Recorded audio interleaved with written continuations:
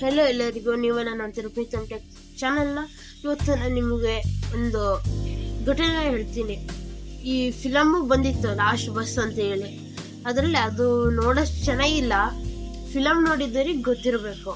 ನಾನು ನಿಮಗೊಂದು ಘಟನೆ ಹೇಳ್ತೀನಿ. ಅದು ನಮ್ಮ ಪಕ್ಕದ ದೇಶ ಚೀನಾದಲ್ಲಿ ನಡೆದಿರೋದು, ರಿಯಲ್ ಲೈಫಲ್ಲಿ ನಡೆದಿರೋದು. 4 ನವೆಂಬರ್ 1995 ರಾತ್ರಿಗೆ ಒಂದು ಬಸ್ ನಂಬರ್ 375, ಅದು ಬೀಜಿಂಗ್ ಸಿಟಿಯಿಂದ ಫ್ರಾಂಕ್ಲಿನ್ ಹಿಲ್ಸಿಗೆ ಹೋಗೋ ಬಸ್.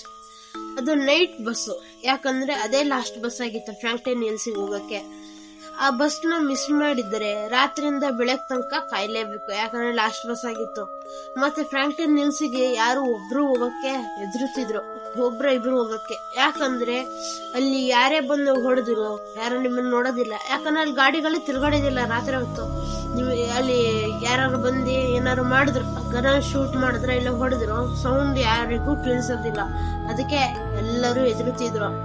ಆದ್ರೆ ಏನಾಯ್ತು ಗೊತ್ತಾ, ನವೆಂಬರ್ 14, 1995 ಬಸ್ ನಂಬರ್ 375 ಇದು ಫ್ರಾಂಕ್ಲಿನ್ ಹಿಲ್ಸ್ ಕಡೆ ಹೋಗೋ ಬಸ್ ಆಗಿತ್ತು. ಆ ಬಸ್ ಒಳಗೆ ಒಂದು ಹುಡುಗಿ ಜೋಡಿ, ಒಂದ್ ಮುತ್ಕ ಮತ್ ಇನ್ನೊಬ್ಬ ಹುಡುಗ ಇದ್ದ.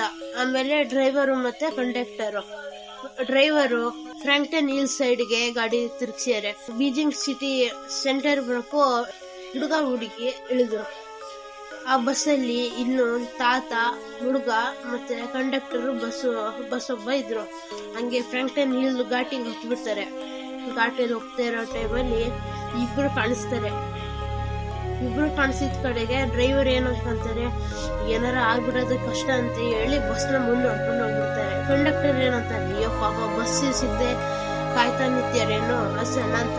ಅವಾಗ ಬಸ್ ಡ್ರೈವರ್ ಏನ್ ಮಾಡ್ತಾರೆ, ನಿಲ್ಲಿಸ್ತಾರೆ.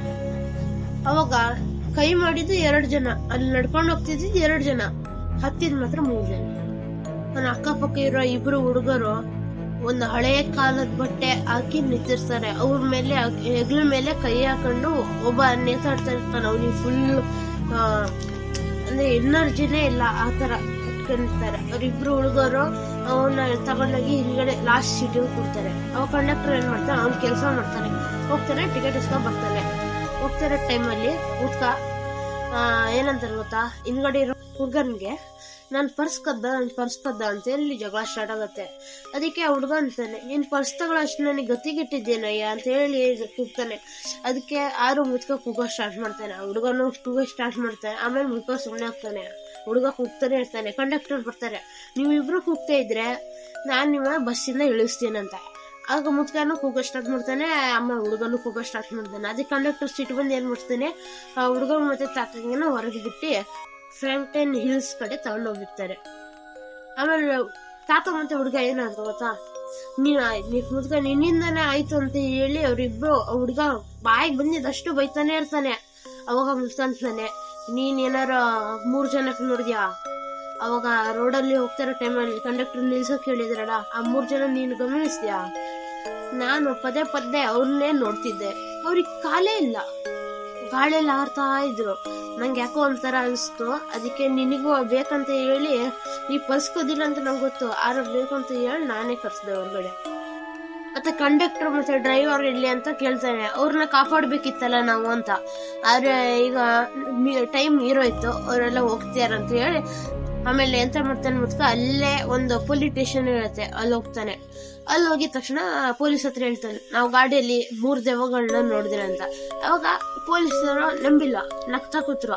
ನೀವೇನು ಕುಡ್ಕೊಂಡಿದ್ರ, 60 ಹಾಕಿದ್ರ 90 ಹಾಕಿದ್ರ ಅಂತ ಹೇಳಿ, ಅದ್ ನೀವೇನು ಹುಚ್ಚಿರ ಕುಡ್ಕೊಂಡ್ ಬಂದಿದ್ರ ಅಂತ ಹೇಳಿ ಪೊಲೀಸ್ ಬೈದಿ ಕಳಿಸ್ತಾರಂತೆ. ಆ ಮುದ್ಕ ಮತ್ತೆ ಹುಡ್ಗ ಅವ್ರ ಮನೆ ಸೇರಿ ಹೋಗ್ತಾರಂತೆ. 15 ನವೆಂಬರ್ 1995 ನ್ಯೂಸ್ ಬರುತ್ತೆ, ಬೀಜಿಂಗ್ ಸಿಟಿಯಿಂದ ಹೊರಟಿರೋ ಬಸ್ಸು ಫ್ರಾಂಕ್ಲಿನ್ ಹಿಲ್ಸಿಗೆ ಬಂದೇ ಇರಲ್ಲ. But 16 November 1995 bus yellow 100 kilometre ದೂರ, ಎಲ್ಲೋ ಅಂದ್ರೆ ಸುಮಾರು ದೂರ, 100 ಕಿಲೋಮೀಟರ್ ದೂರ ಹೋಗಿ ಒಂದು ಹಾಳ್ಕೆರೆ ಒಳಗೆ ಬಿದ್ದಿತ್ತು. ಬಸ್ ನಂಬರ್ 375 ಒಂದು ಹಾಳ್ಕೆರೆ ಒಳಗೆ ಬಿದ್ದಿತ್ತು. ಅವಾಗ ಅದರೊಳಗೆ 5 ಜನದ ಶವಗಳಿದ್ವು. ಅದರಲ್ಲಿ 2 ಜನ ಡ್ರೈವರ್ ಮತ್ತೆ ಕಂಡಕ್ಟರ್, ಇನ್ನು 3 ಜನ ಎಷ್ಟು ಕೊಳ್ತೋಗಿತ್ತಂದ್ರೆ, ಈಗ 48 hours ಬಿಟ್ರು ಆತರ ಆಗದೇ ಇಲ್ಲ, ಅಷ್ಟು ಅಷ್ಟೊಂದು ಗಟ್ಟಿ ಹಿಡಿದು ಹಾಳಾಗ್ಬಿಟ್ಟಿದ್ ತರ ಇತ್ತು ಮೂವಿ. ಆಮೇಲೆ ಪೊಲೀಸರಿಗೆ ಮತ್ತೊಂದು ಡೌಟ್ ಏನ್ ಬಂದಿದ್ ಗೊತ್ತಾ, ಅದು ಹೋಗ್ತಿರೋದು ಬೀಜಿಂಗ್ ಸಿಟಿಯಿಂದ ಫ್ರಾಂಕ್ಟನ್ ಹಿಲ್ಸ್, ಬರೀ 16 ಕಿಲೋಮೀಟರ್ಸ್ ಇರೋದು ರೇಂಜ್ ಅಲ್ಲಿ, ಅದ್ರಲ್ಲಿ ಅಷ್ಟು ಡೀಸೆಲೇ ಇದ್ದಿಲ್ಲಲ್ಲ ಅಂತ.